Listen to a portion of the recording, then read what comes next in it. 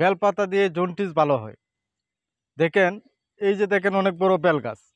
এই বেলপাতা দিয়ে কিভাবে আপনি জন্ডিস ভালো করবেন সেই ওষুধটা আমি আজকে আপনাদেরকে শিখিয়ে দেব। এই বেলপাতা 10টি রোগের কাজে লাগে, সেগুলো আপনারা শিখতে পারবেন।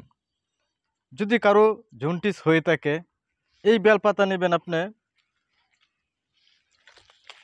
এইরকম ধরনের কচি বেলপাতা নেবেন, শুধু এই মাঝের 2টা পাতা, এই আগার পাতা নেবেন না, তাহলে আপনার ক্ষতি হইতে পারে।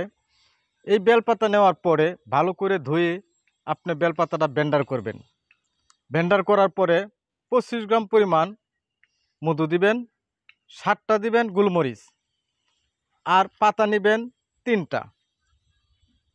সেবেলায় সকাল বিকাল দুবেলা খায় যাবেন 1 সপ্তাহ, আপনার জন্ডিস থেকে মুক্ত হইতে পারবেন। আর যাদের অতিরিক্ত সেক্স পাওয়ার, অতিরিক্ত ক্ষমতা যদি আপনি কমাইতে চান, তাহলে এই বেলপাতার সাহায্যে কমাইতে পারবেন। অনেকজনের সমস্যা হইতে পারে, তাহলে আপনি কমায় রাখাটাই ভালো। দেখেন আপনি কেমন ধরনের কোন পাতাটা নেবেন সেটা আপনি জানিয়ে নেন। এই যে দেখেন, আমি দেখাই দিচ্ছি। এখানে দেখেন 3টা পাতা আছে। এই 3টা পাতার থেকে আপনি শুধু আগের পাতাটা নেবেন, এই পাতাটা নেবেন। 3টি করে পাতা আপনি প্রতিদিন সকালে খালি পেটে চাবায় খাবেন। দেখবেন আপনার নিয়ন্ত্রণে এসে গেছে, আর কখনো যৌন সমস্যা আপনার বুক করতে হবে না, আপনি এমনিতেই দুর্বল হয়ে যাবে।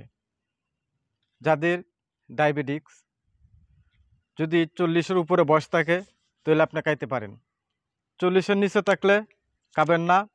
এরা খুবই একটি শক্তিশালী পাতা, ডায়াবেটিস কন্ট্রোলে আসে। আপনি কেমন ধরনের পাতা নেবেন সেটাও আমি দেখাই দিচ্ছি। এই যে দেখেন, গাছের ভিতরে আছে এই যে কচি পাতাটা, এইরকম ধরনের কচি পাতা নিতে হবে আপনার। প্রতিদিন সকালে আপনার 100 গ্রাম পরিমাণ রস খাবেন, সপ্তাহ 5 দিন খাওয়ার পরে আপনার ডায়াবেটিস কন্ট্রোলে থাকবে। যদি আমার ভিডিওটা ভালো লাগে, লাইক দিবেন। আশা করি সাবস্ক্রাইব করে রাখবেন। কোন গাছে কোন কাজ করে সেটা আপনারা জানতে পারবেন, শিখতে পারবেন। আমি সবসময় জংলার গাছ নিয়ে কাজ করি। ভালো করে আপনি গাছটা আরও চিনে নেন। এটার নাম হলো বেল গাছ।